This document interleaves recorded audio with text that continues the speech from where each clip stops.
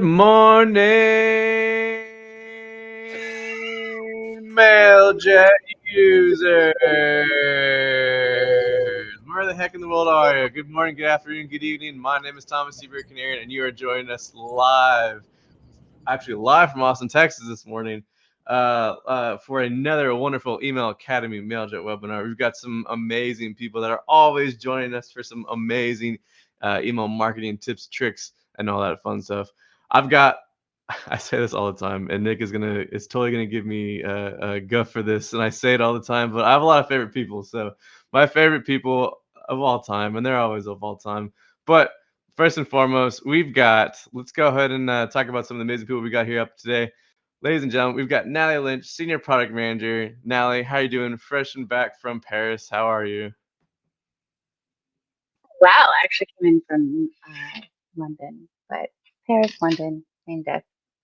Paris, London, back from Taylor Swift's show over in the EU. So hope you had an amazing time.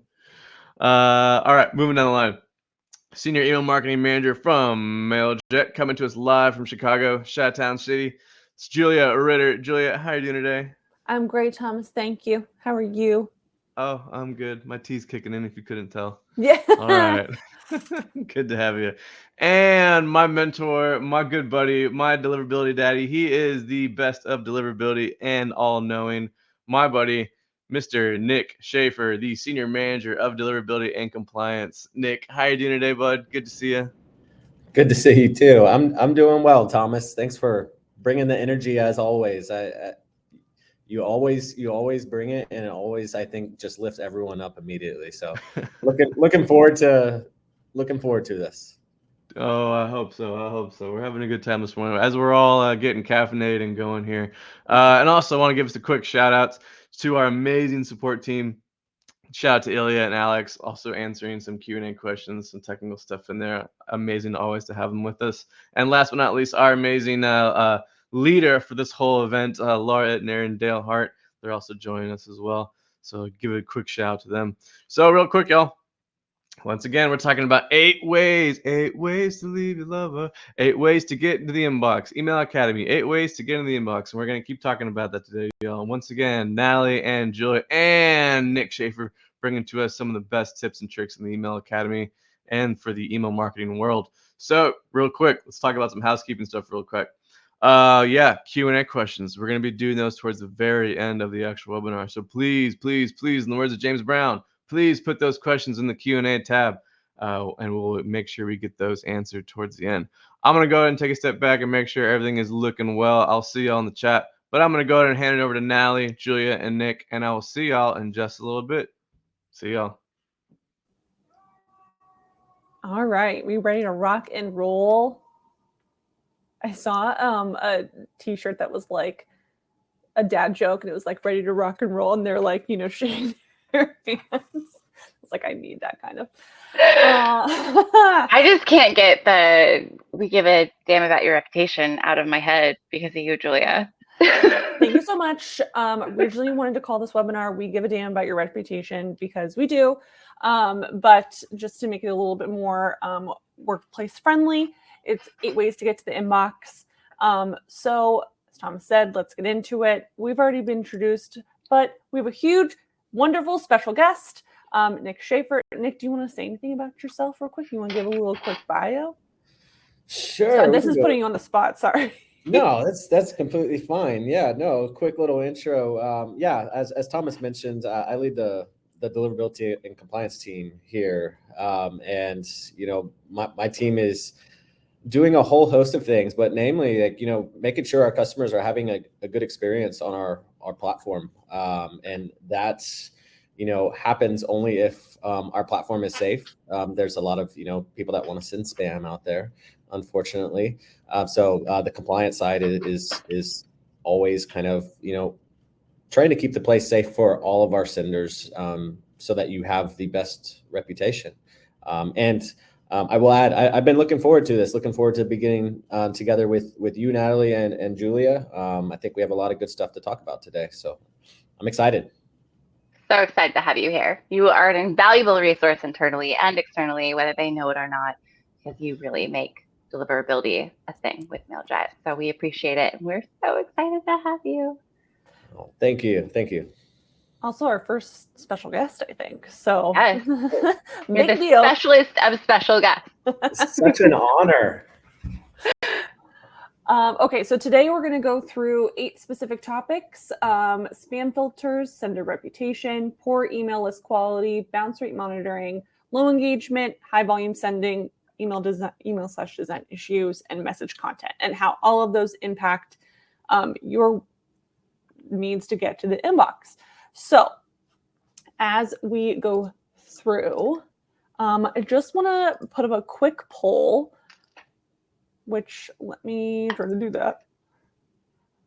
Hold on. What was that? I got you, girl. Thank you. When is the last time you cleaned your list? Oh, I think we need to, and then if you go to your polls tab, I don't think it's going to pop up. So if you go to the polls tab on the left, you want to choose one of those options. If you're not sure, you clean it within the last month or once per quarter. If there's something else you want to put it in the chat or the Q&A about this topic, please go ahead and do that now. Okay, just give it a few more seconds. When's the last time Loving you seeing cleaned your within the list? last month. So many votes on that within the last Yep. month. I love it. Lots of votes. And if we're unsure, we're just saying here, like, when's the last?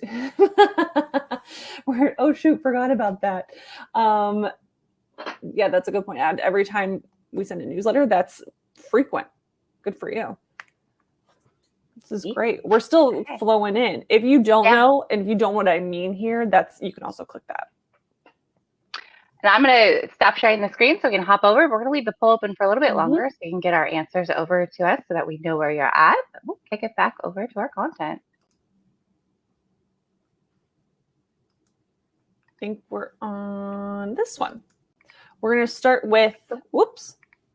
I think we clicked at the same time. We did. Go ahead. Go ahead. There you go. Who's driving this thing? Okay, let's start off with poor list quality. So AKA, are you emailing people you shouldn't be? Nick, do you want to start off with any overall thoughts here? Yes, absolutely. And there is a reason why this one is first. I requested it. This is honestly like your ticket right here to success with anything, with deliverability, with just getting good results.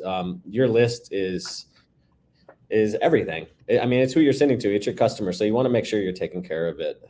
That's one of the most important things. And it's unfortunately one of the things that I see, causing the most problem for senders out there. Just not, taking a close look at the list, what's happening, how the list is being built. This is something where validations will definitely come into play. I know Natalie and I talk a lot about validations, but yeah, it's just a really crucial step in, just setting yourself up for success, honestly. And we can go through each one of these. I don't know if you wanted me to just tackle it all. I'm happy to. Like, this is something I'm passionate about. So yeah, go for it. Tell us what we want to hear the passion. Go off. Like the passion. Like back from my so a little bit of background. As I said, I lead the deliverability and compliance team now, but I was a technical account manager. So I was, in the weeds with all the senders, helping diagnose issues.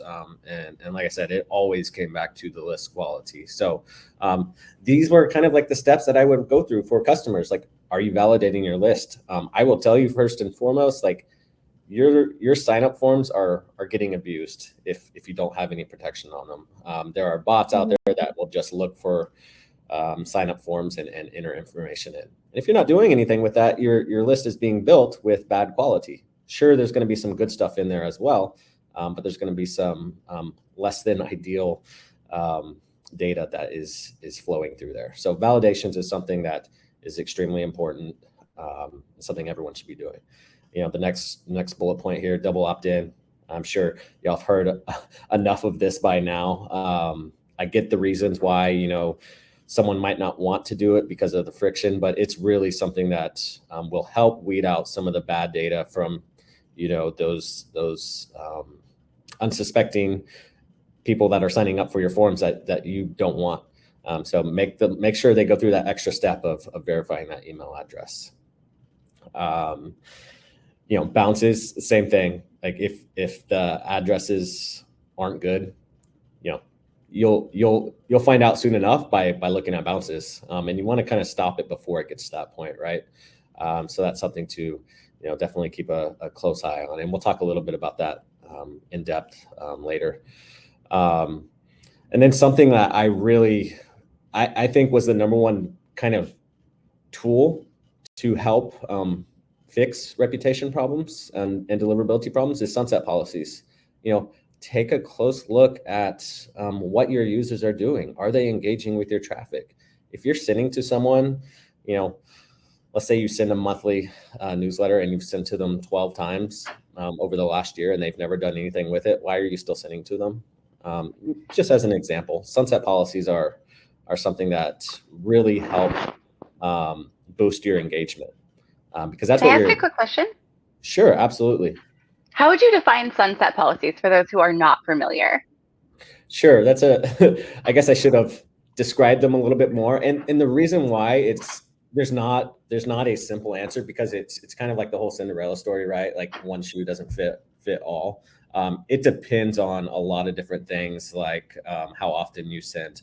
But in general, like for sunset policies, it's just think of it simply as if a customer of yours hasn't engaged with a message in X period of time, whatever that is you define yourself, then you remove them from your active list, your active list that you're targeting. I'm not saying get rid of them. I would never say that. I'm saying if they aren't engaging, maybe send to them less often.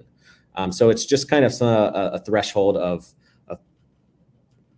basically keeping your list as active and engaged as possible. So putting something in place. I know it's not a straight answer, Natalie, but it's just a way of making sure that your engagement stays as high as possible. And I know we're going to talk more about engagement here in a second. Yeah. And one way people can do that is by creating a segment, right? That's like has been, we've sent over the last 12 months or something and has not engaged at all. So then you can like suppress those from your campaigns or something like that, right? Yeah, absolutely. And I know we just got this question in the chat. Can we detail a little bit more about how to validate our lists? And what perfect timing for that? Because Natalie, I believe you have a little demo. I do. So many things that we're talking about, I think, that are really they're the Cinderella policy. Not one shoe fits for every campaign, but there are a lot of tools in email service providers that really allow you to manage these. So I can hop over to the demo and we can talk a little bit more about it in practice. I'm going to share my screen.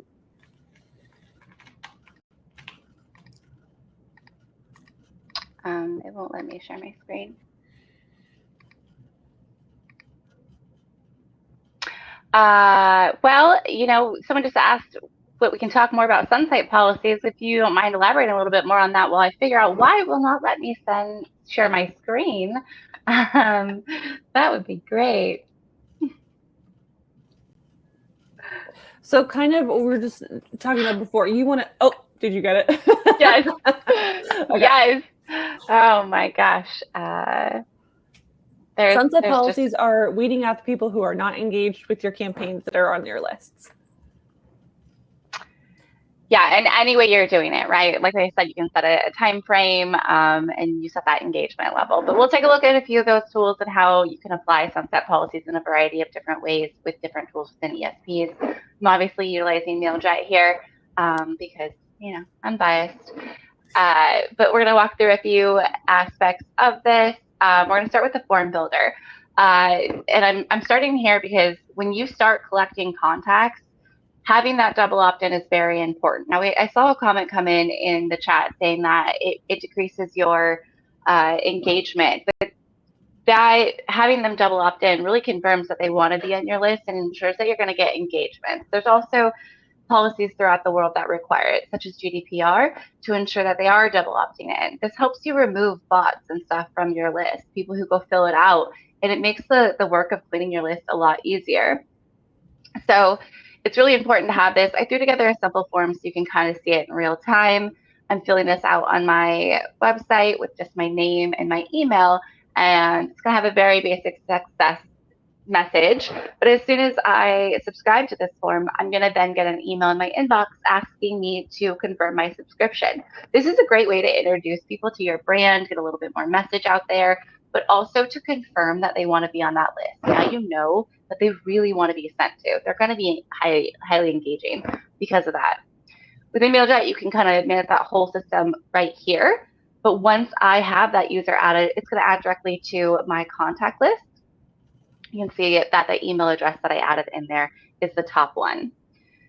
So within contact lists, another way that we have the ability to manage contacts who aren't engaging or perhaps want to opt out of all promotion is exclusion lists. Exclusion lists are really to exclude from campaigns. This allows them to continue receiving transactional emails, so very important emails to the business or forgot passwords or those kind of things, while not getting the promotional details. If you continue sending promotional when they've asked you not to, it's not going to be an ideal experience. We also have that unsubscribe link at the bottom, as it's also at the top now. So if users are unsubscribing, you'll want to be able to monitor that so you can really maintain who should and should not be on your list. Looking at our contacts, we can see that I have different statuses for my exclusion list or my unsubscribed. This doesn't remove them from the list, but it ensures that if I send to this contact list, those people aren't going to get it. I can always add people back if they resubscribe. I can update those, so on and so forth. But it really ensures that you're sending to people who want to receive your messages. And that is the most important part when it comes to, one of the most important parts when it comes to collecting contacts. Get contacts interested in your content. Now, once you have that contact list, validations. Sorry, there's a little banner up there. I'll explain why in my second demo. But I am running the validations on that contact list. Now, our validations are a very helpful tool to tell us the risk of the sender. If you're sending to emails that are high risk, it could hurt your sender reputation. It can tell you if it's an invalid email address, so there's no MX records, so it's not even deliverable. It can tell you who's good. It will say mine are very bad because I intentionally like to highlight that. And I would like to call out that this is all my information. No customer data is available. But taking a look at validations, when you validate that contact list, you can see all of the email addresses. You can tell me if it's a role address. So is it business at or product at? Those are less likely to be engaging. Info at, that's a good one. Those are less likely to be engaging. And then, we have disposable addresses. We have those sites that you can spin up a disposable email address really quickly so that you can get access to something and then never have to worry about it again.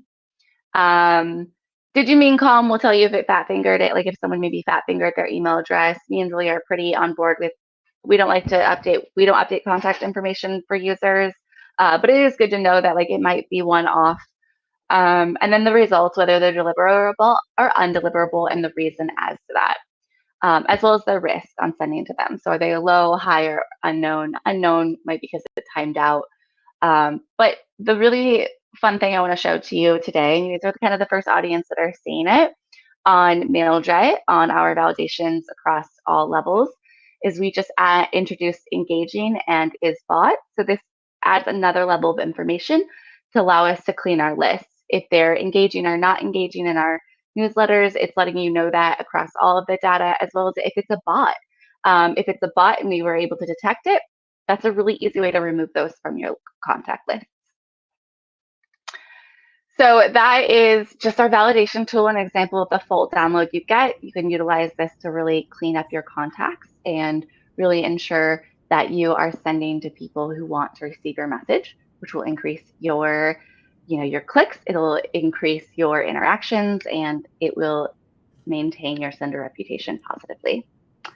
Anyone, you guys want to hop on before we jump back to content, or are we ready to switch back over? I just want to say that was a great demo. Thank you for putting that together, Natalie. But also, I think my team might need to talk to you as a customer, because your bounce rate or your hard bounce. You already blocked me. And I did it on purpose for this demo. I had to beg your team to lift the SIM limit on me last night, and I'll go into that in the statistics demo. I saw way too many mailbox not found errors in that validation list. I really appreciate you putting up with me demoing and doing this. All right, I'm going to give it back to our slides. We are on the next poll, actually. But I just want to answer, as you're pulling up that poll of the campaign question, I just want to address some comments in the chat. So we are using the demo Natalie just showed was that with Mailjet validations, and it's based on the last 30 days of activity. Correct, Natalie? That if the bot, the engagement, all of that good stuff. So if you are interested in more information, we have blogs about it. We can send in the chat. But for the time, or for right now, if we could go to this poll, if you could go to your polls tab, we'd love to know your send volume. So when you send a campaign, regardless of when that is, how many people are you sending to at one time? Is so 1 to 1,000, 1,000 to 2,000, over 2,000, over 10,000. You know, just want to get a feel for what our audience is doing so we can better speak to your needs here. And Natalie, I think you can leave that up, right, as we go to the next? Yep. Okay, I'll great. stop sharing this. It'll be open for you guys to participate. And I'll let you do the content. Okay. See, okay, we are on this one. Okay, so now we are into low engagement, which is loops into what we're talking about, right? Where if your contacts aren't engaging with your emails, if they're not opening, clicking, that's what you want to see from your validations, right? Like validations can help you see that, but also your email metrics as well. So I think email metrics is often like our most everyday use kind of things, your daily check-in, but it could also lead back into poor list quality. Nick, tell us what you think here. Yeah, that the validation stuff is really cool. How we're including engagement data in those validation results. I did want to mention that first, but you know, thinking back, like, you know, generally when you're looking at an engagement, it's just, you know, looking through your logs, the data that you have at your disposal, and just kind of keeping an eye on that. That will give you a decent idea of engagement. Like, what are your open rates looking like? What are your click rates looking like? And we talked a lot about, you know, some of the things that could lead to low engagement. You know, there's obviously things that are going to increase your engagement, right? You know, sending to targeted lists of your bread and butter, like your best customers that are always kind of clicking on messages. Like, that's a way to boost your engagement. But here we're going to talk a little bit about things that are going to cause the low engagement that will, you know, lead to worse deliverability results. And, you know, that's the whole idea here. We're trying to give you tips on getting the best deliverability. So, you know, sending from unrecognizable sender names, like, you want to pick a sender name that you stick to, right? You don't want to be changing it. You want people to get used to, you know, what to expect, basically. Something that, you know, is a sign of low engagement is going to be unsubscribe requests. I know no one wants to see unsubscribe requests. Like, you want your customers to want to receive your messages. But I will tell you, honor those unsubscribe requests quickly, because the next step in that customer's journey is going to be a spam complaint, and you want to stay far away from those. That's the worst, you know, engagement signal that mailbox providers are looking for. They want to gauge how are a sender's messages being perceived by the people receiving them. And spam complaints is the worst one. It's the worst kind of action that a user can take on a message to say, I don't want this. It could mean that, you know, the sender's not honoring my unsubscribe requests. So, you know, don't be afraid of the unsubscribes. Don't hide unsubscribe links. Make it clear that is an option for the recipient. And yeah, like those sorts of things, they're an indication of low engagement. So, you know, circling back to list quality again, it's so important to just make sure your list is up to date, healthy, engaging, and you'll have some good results if you're kind of keeping an eye on this stuff. Absolutely. So I'm gonna another poll. Y'all, if you can tell, I did the polls this time. And I love asking you questions. I love getting to know everyone. So we are going to open this one. I want to know, did it open? I can't see it. There it is. Okay. Do you have a custom domain? So if you joined us for the last webinar, we talked about adding a custom domain, how you set that up, how you get it authenticated. So we just want to know if you are or you're not. So that means if you're using a Gmail, Yahoo, Outlook, Hotmail, AOL, those are free domains. So if you are using one of those, please let us know. But seeing a lot of people with custom domains, love to see it in the comments. This is great. Yeah. This is great to see. And this is what we want to see. Absolutely. And the funny thing here is, especially like kind of the examples that are shared in this poll. No, we use a free domain, Gmail, Yahoo. I think that was on purpose. I think everyone's talked enough about the Google and Yahoo changes of the last year. Everyone's kind of watched endless videos, webinars, read endless blogs on this topic. And it's doing its job, right? Like we had senders before that were using, free domains, and Google and Yahoo said, you can't do that anymore. They put the DMARC policies in place. They put the guidelines in place. So it's just not something that you can really do anymore. So I'm glad that this poll is 97.18%. It's amazing. Yeah. That's what we want to see. Not as relevant, I guess, to probably some of this audience, but it's worth noting because of the direction of mailbox providers. Comcast has recently come out. It's a U.S. Based provider. Has recently come out and said they're doing the same thing. So you won't be able to use Comcast.net you can't send from it. So you'll see that with all of the other providers, across the globe in the near future. And for those 3.26% that said no, feel free to hop back to our last webinar or check out some of the upcoming tutorials on how to set one up if you want to get sending from a custom domain. It can be a very simple process, even though it seems scary at first, but it definitely does help. So we're here to help you get on the right road. This is a perfect segue into sender reputation. AKA what we're calling the credit score of the email world. So, Nick, you were just talking about how Comcast is changing, the Gmail and Yahoo changes. Would really love just a deep dive of your perspective on this.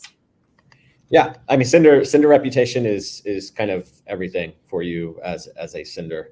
For those not familiar with the credit score, it's basically a way in the United States for lenders or banks to kind of gauge creditworthiness of individuals. They're looking at all kinds of different signals and measures, and the same thing applies for the email world. Mailbox providers are looking for things like open rates, engagement, those positive engagement signals, and on the flip side, not many of the low engagement signals like the complaints and unsubscribes. And they're just trying to build a kind of picture of who you are as a sender. And that's where pretty much everything is going. Everything we've talked about with list quality and low engagement, this is all kind of building up your reputation as a sender. And that's something that should absolutely be like the number one thing that you are focused on.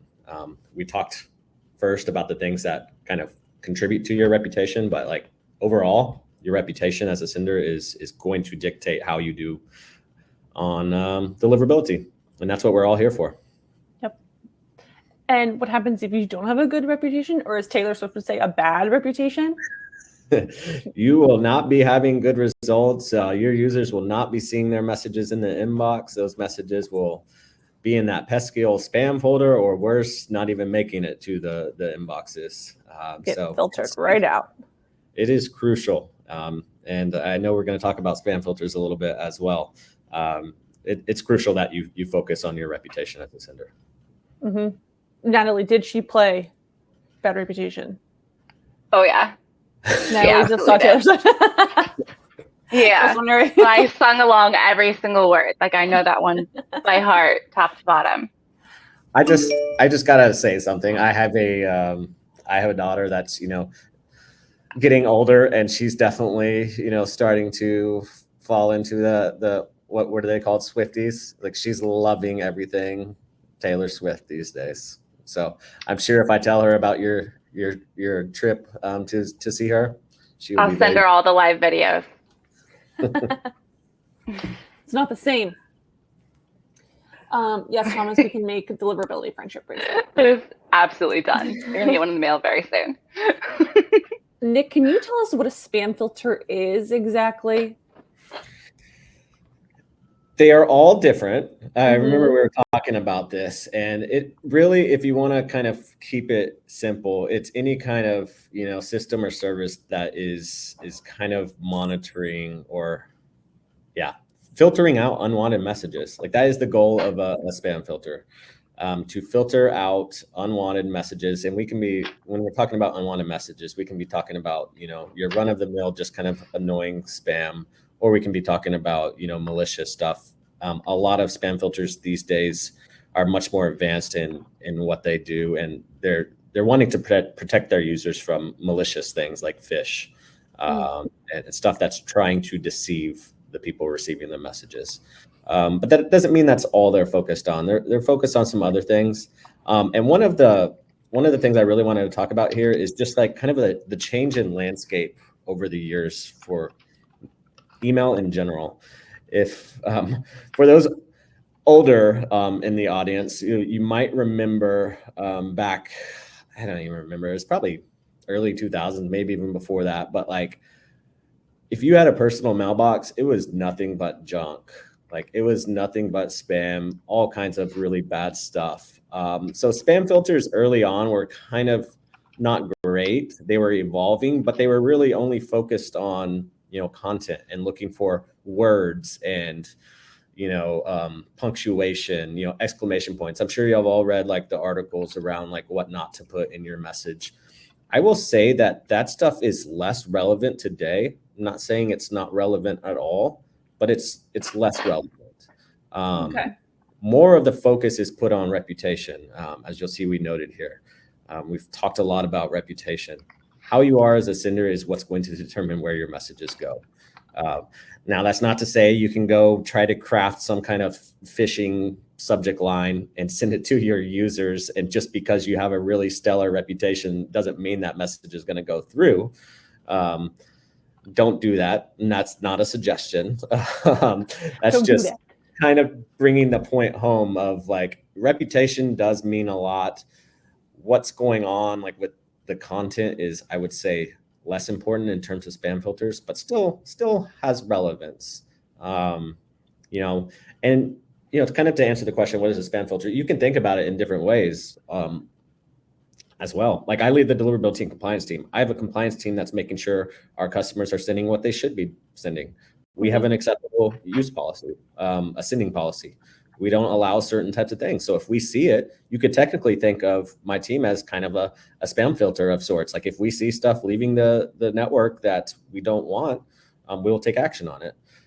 So yeah, I thought I would throw that in there for my team. But take a look at our sending policy just to be sure. There's things, we don't allow, illegal activities, obviously, gambling if it's not allowed, stuff like that.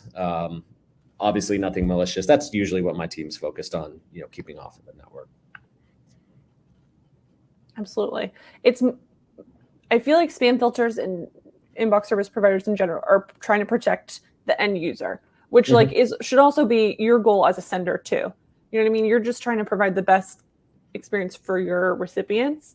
So like, why not put the effort into make sure you look good so that they have the best experience? Absolutely. Like the business of the mailbox providers is to give their users a good experience. They want their users to get the messages that they want, and they don't want to kind of dictate what that is, right? Like maybe someone wants to receive something that someone else doesn't want to receive.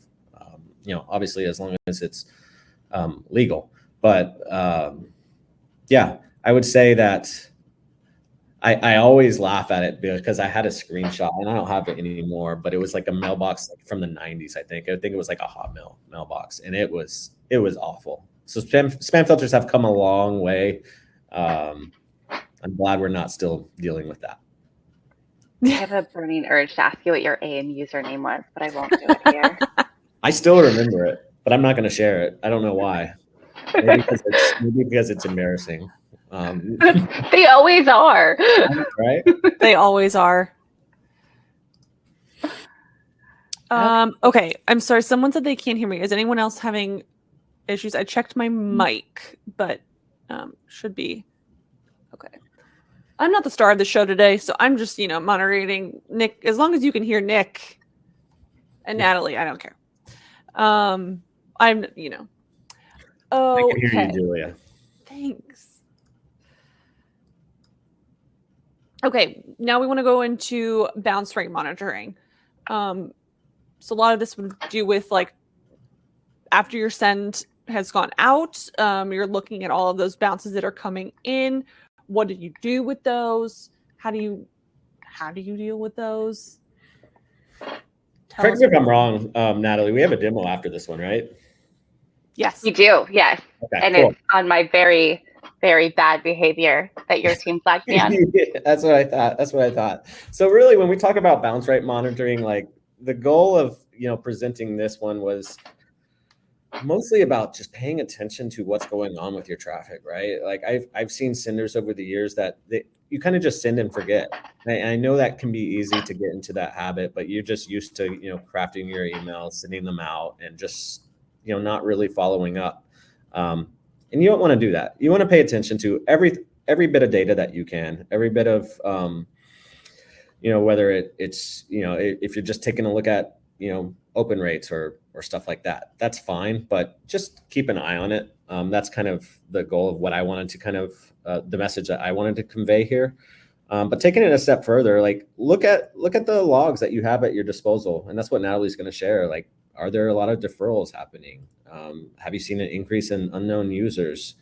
There are times where mailbox providers will go and clean house on their own users because mailboxes go stale. People move on to new email addresses. A good example of this is like, my wife, whenever she got married, she got a new name, right? So she changed her email address. That stuff happens all the time. So it's important to just keep an eye on things. If you see an increase in unknown users, maybe a mailbox provider did a cleanup on inactive users. So you don't want to continue sending to them. And then there will be other stuff that you can look out for, stuff like pre-blocks. I know the demo that Natalie's going to share will show a little bit about that going on. But yeah, that's kind of the whole gist of this one. Cool. Let's go into that demo. I'll stop sharing. We should be good. Just so everyone knows, I'm seeing a lot of amazing questions in our chat, and I'm throwing them over to the Q&A so that we can talk about them there. So if you're not getting direct answers, just know we're hitting the Q&A there a lot. So I've seen a lot of stuff coming in, but I'm trying to kind of not watch on purpose. It's so tempting. So tempting. Yeah. Okay, so we're going to take a look at some of the statistics and some of the data that you can use to really monitor what's going on. And I know Nick has seen this and really just terrified of what I've done to this account. So this is the global statistics in Mailjet. This is the accumulation of all of my sends since early January. I get in here and test. I have a good account and a bad account because I want to be able to show you guys both sides of it when we do our demos. With our global statistics, you can really look at specific metrics. If you're looking, I remove soft bounces, I'm removing unsubscribed, so I can really detail in on what I want to measure and what I'm, what trends I'm seeing. As you can see, there's some that are really up and down. I feel like I went above and beyond in getting a domain name pre-blocked just so I could show this. I don't know if I've ever seen a delivery rate in the 20% range. So it's all me, to be clear.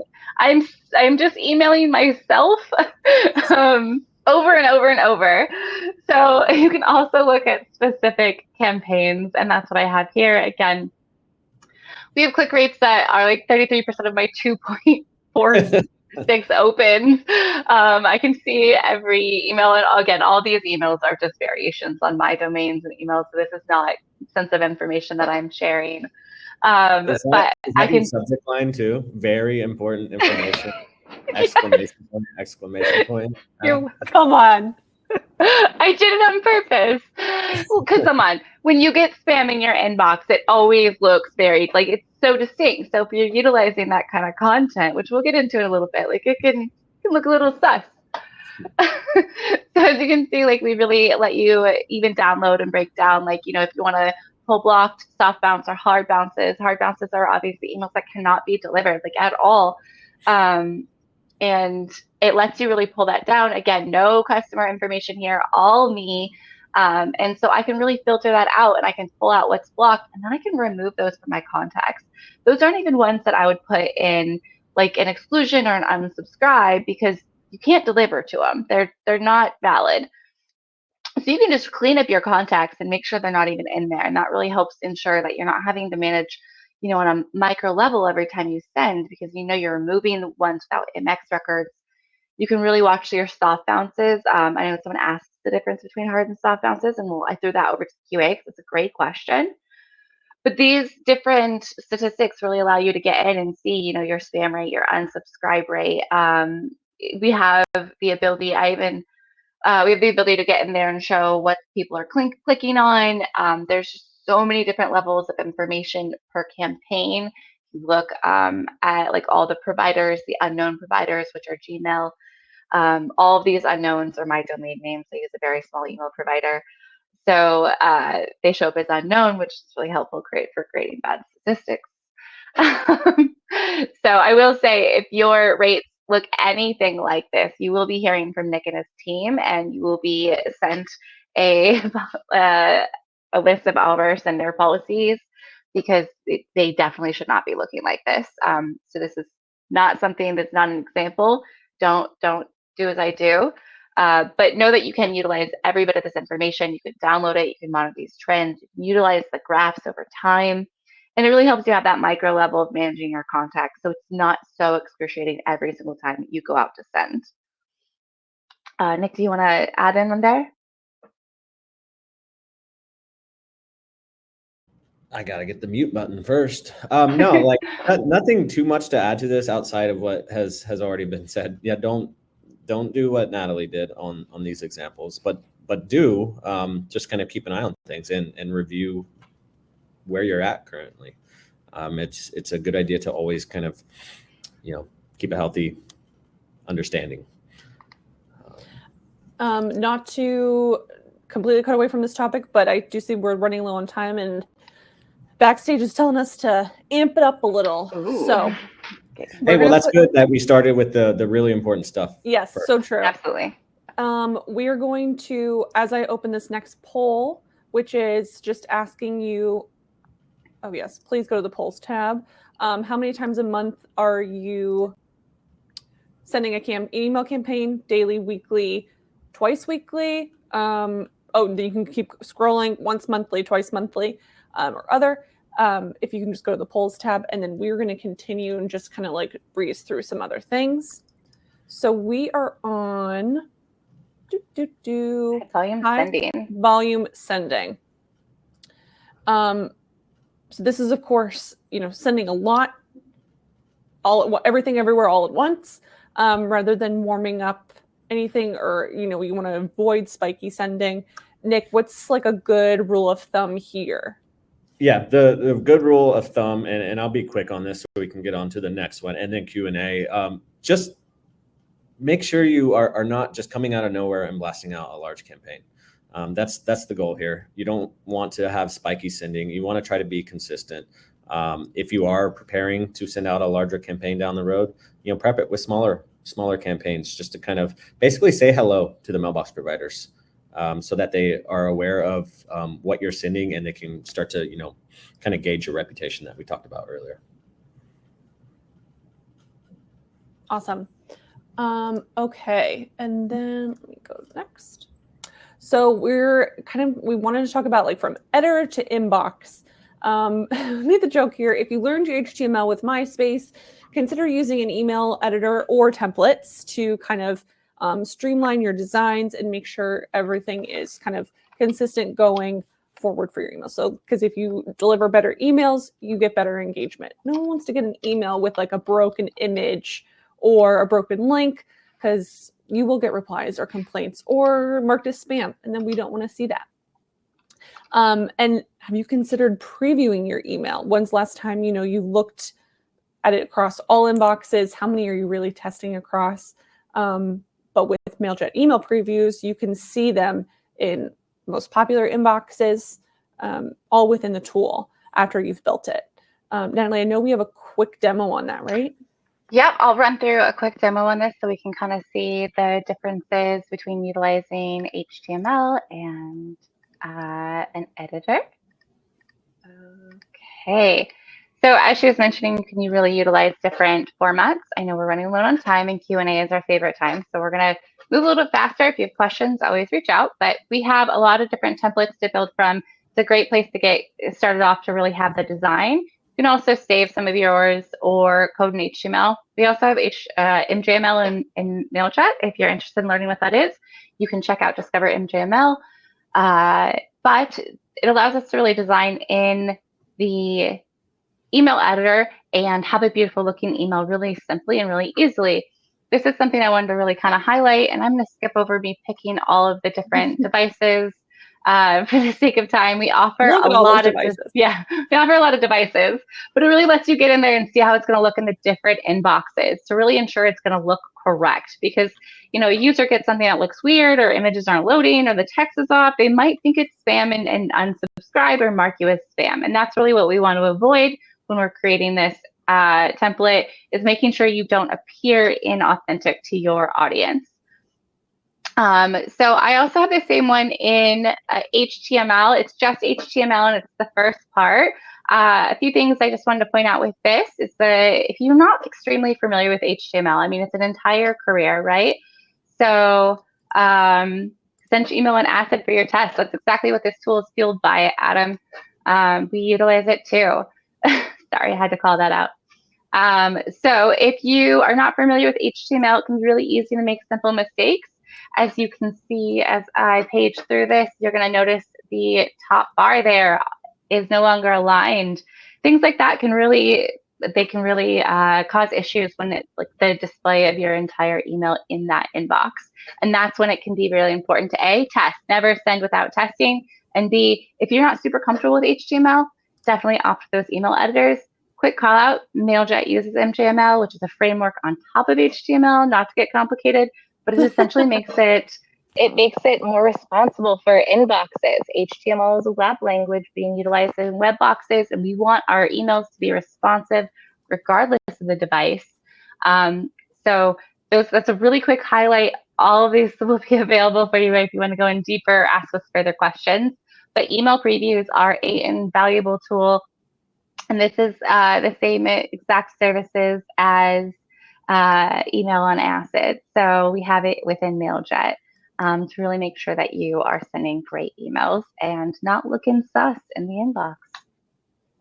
Not looking sus. Yeah, you never want to look sus, right? I'll drop that screen share so we can hop back to our final slide. Another great demo. Natalie's the best at demos. I love them. I love them. So thorough. Her voiceovers are always so detailed. The queen. We we'll breeze through this last slide. Message content. Of course, we've talked about this before, so that's why I'm just gonna go over it. So be sure to look up at our YouTube, our past conversations about like segmentation, personalization as well. Because like we've said in here, email's not one size fits all. You really want to personalize it via the content, via verbiage, via your segment. Just know your audience, right? So that you can really give them their unique experience so that it's not like, oh, we just mass sent this email to you because that's what works for us. You want to give them the best kind of experience so that they want to engage with you more. So everybody makes mistakes, and it's a really good opportunity for an oops email if they do. If you do send something and it's not ideal, or if you have a typo, if you have, say, you call everyone Megan, like we did at email camp. So last year at email camp, Megan Bushhausen, my partner in crime in email, and we sent out an invite for our session at email camp, and our personalization did not work. So this thing, you would have noticed, Megan, but this email was supposed to be personalized with first name, and instead the personalization failed on us, and it just said, "Hi, Megan," and everyone got called Megan. But we turned it around, and this email got great engagement, and we got a lot of submissions for our email debrief. So stay tuned for this year. But I just want a shameless plug, and now this is our longest running webinar. Let's go into Q&A. Welcome I just back. laughed. I just laughed at the chat. Megan said she would not have noticed. All right, y'all. Favorite time of the day, Q&A. All right, let's get into it quickly. 6 upvotes. This is the most upvoted question. Someone want to know. Heidi want to know, where can I check our reputation? It's a great question, and one that's not actually simply answered. It's something that you have to kind of gauge your reputation based off of looking at metrics that you have at your disposal, like in your account. Like how are you doing? What's a healthy open rate for your industry? That's really how you're gonna kind of be able to check your reputation. I know there are some external tools available that you can use to kind of check how you're standing, but I will say that the best place to look is your own personal data related to your sins. I know we're working on some stuff internally as well, kind of to provide something like a reputation score. But yeah, it's really pulling in data from all different sources. I wish I could say, check right here and just kind of give a straight to the point answer, but it's not that simple, unfortunately. Someone mentioned Google Postmaster tool. Yeah, depending on where you're sending. So if you do send a lot to Gmail, which everyone does, being the most popular mailbox provider in the world, that's a good place to start as well. Get set up in Postmaster tools. They will give you domain reputation and IP reputation. Love it. All right. That one. Okay, moving on here. Okay, cool. All right, ladies and gentlemen, let's moving through here. We only got a little bit of time.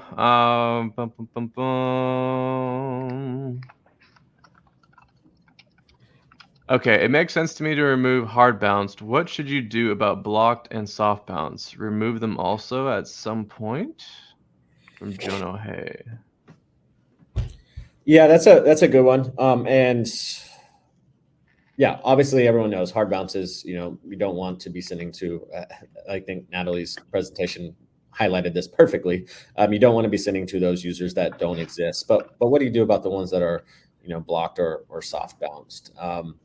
I would say you don't necessarily have to remove them. Keep an eye on them. If you do want to incorporate some kind of, period of time where you're just never getting those messages delivered to those users, consider it.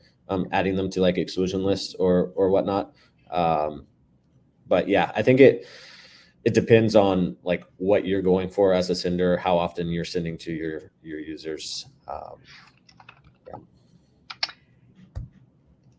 Love it. All right, cool. Actually, and then Nick, if you see on that panel on the Q&A side on the left-hand side, is there one you want to pick that you think is super critical? Since we only got so much time. Let me look. All right, sorting by upvotes. Nick's pick.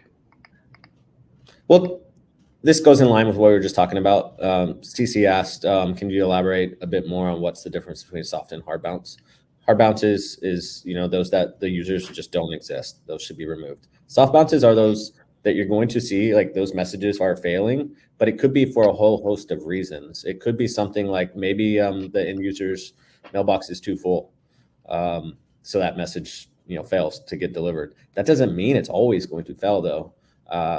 And there's, maybe you sent a message and your IP was blocked for some unknown reason. We hope that doesn't happen, but it can happen. That would be considered a soft bounce as well. But if that was rectified and then you send again, like that message would have no problem getting delivered to that user. So that's a good way to distinguish between them. The hard bounces, they aren't going to get delivered. Soft bounces could have been just a temporary problem. Love it. Okay. We may have, I think we got time for one more, I believe. So let me see. Let's make this a good one. Oh, I like this one. Someone wanted to know, this came from Kevin. He wanted to know, have the Google and Yahoo changes affected our approach? Ooh. I thought we were going to make it through this webinar without talking about the Google and Yahoo stuff. I would say yes. What Google and Yahoo has done, like I'm a huge fan of. Like they're trying to make the experience for their users as a whole better. Natalie mentioned it earlier. Like that's their goal. So like these changes that they're putting in place are trying to clean up the email space so that everyone can kind of enjoy logging into their mailbox each day. Of course, there's going to be bumps in the road, and maybe things look or don't work as great one day as the next day. But I will say overall, like it's changed our approach in a good way. I love these changes, and I'm excited to see more and more mailbox providers doing the same thing. Like I was excited to hear that Comcast is doing the same thing. And I expect to see a lot more of it. One thing on the Google and Yahoo stuff is like they wanted to start. One of the goals was to get people to incorporate DMARC, right? So now that first step was just a P equals none policy. They are going to want senders to start implementing quarantine and reject policies. So I'm looking forward to the day whenever they come out and say more about that and when they're going to do it, because like that poll showed earlier, like with the custom domains, you're going to see people start adopting it more. And that's the whole goal of all of these initiatives. Yeah, and I would say, like, even from the product perspective, my favorite thing about all of this is the push on the industry for more customer education, right? It's no longer, it's like this scary thing. It's like every ESP is getting out there and saying, hey, this is how you do it. And this is why you do it. I love seeing that really community pull for education to really make sure everyone is informed. Yep, absolutely. Love it. Yeah, I think the fun part too, a lot of those individuals that we all know in the email space and the deliverability space, especially on that topic, most importantly, they just want to make a better sending space for everybody. Most importantly, we all work in the same email world, so it's like, why not make it a better place? But oh yeah, love it, ladies and gentlemen, love it. Well, we've only got so much time left here today, ladies and gentlemen. We are going to do our best to actually reach out and follow up with some of these questions because we had a ton. But I want to thank Natalie, Julia, and Nick for providing us so much content today. First and foremost, Nick, what's a good way to stay in touch with you and kind of follow up and see what else we're talking about in the great email deliverability world? I just saw Natalie, post all of her information. I'm like, oh crap, I'm not going to be able to get that out in time. But yeah, just go find me on LinkedIn. I love to have conversations on LinkedIn. You can add me, connect, and then DM me. That would probably be the best place. Awesome. And Natalie and Julia, you as well. I got mine out there, and actually, I got Nick's too, I think. Ooh. I'm quick. Oh no, I'm going to get a view on LinkedIn now. Hopefully a lot more.